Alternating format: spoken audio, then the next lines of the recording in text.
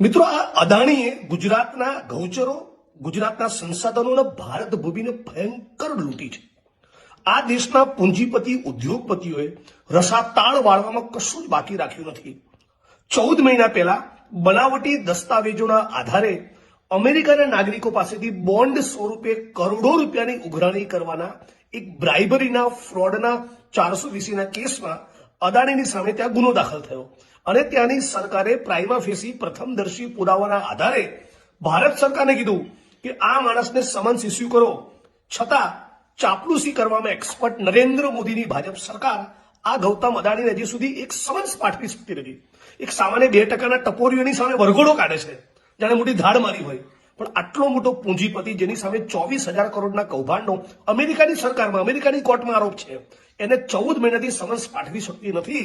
તો છેલ્લે થાકી હારીને અમેરિકાની સરકારે અમેરિકાની કોર્ટમાં ગઈકાલે કીધું કે તમે અમને પરમિશન આપો, તમે ડાયરેક્ટ ઈમેલ કરીને અમને સમન્સ પાઠવીએ.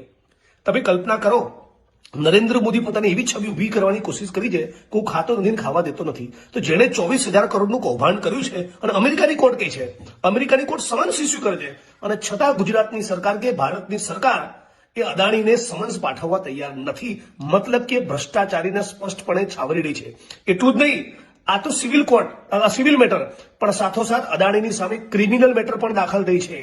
આવનારા દિવસોમાં અમેરિકાની સરકાર ભારતની સરકારને પણ કે આને અમે પ્રત્યારોપણ કરીને અમને સોંપી દો, અથવા તો અદાણી બીજા કોઈ રાષ્ટ્રમાં ફરવા જાય તો ત્યાં પણ એની ધરપકડ કરાઈ શકે, અથવા તો સિવિલ મેટરમાં હાજર થવા જાય તો પણ અમેરિકાની પોલીસ એમની ધરપકડ કરી શકે એમ છે. તો આવા માણસોને કોન્ટ્રાક્ટ આપવાનું, છાવરવાનું નરેન્દ્ર મોદીની ભાજપ સરકારે તાબડતોબ બંધ કરી આ અદાણીની તમામ સંપત્તિની ઉપર 20% વેલ્થ ટેક્સ લગાડવો જોઈએ. અને એમાંથી જે આવક થાય એમાંથી આખા ગુજરાતના 33 જિલ્લામાં હેલ્થ અને એજ્યુકેશનનું ઇન્ફ્રાસ્ટ્રક્ચર, શાળા, કોલેજ, યુનિવર્સિટી, લાઇબ્રેરી, આંગણવાડી, પીએચસી, સીએસસી અને ડિસ્ટ્રિક્ટ હોસ્પિટલ ઉભા કરવા જોઈએ.